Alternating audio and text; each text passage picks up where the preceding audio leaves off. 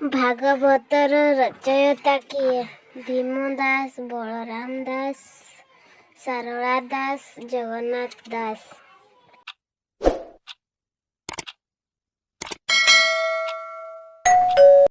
भूमिपुत्र उपाधि हासिल करिଥିବା व्यक्तिଙ୍କ नाम कौन? भीम दास, हरेकृष्ण महताब, बिजू बाबू, वैष्णव पाणी। Answer comment now.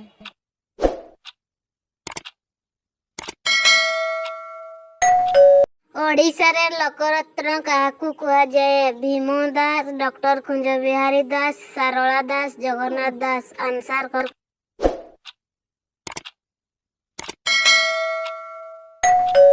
Odia Mahabharat किए लिखिथिले?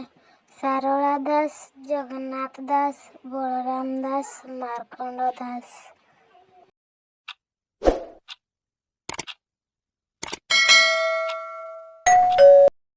Answer comment now. रामायण रचयिता किए? Bhim Das, Balaram Das, Sarala Das, Jagannath Das. Answer comment now.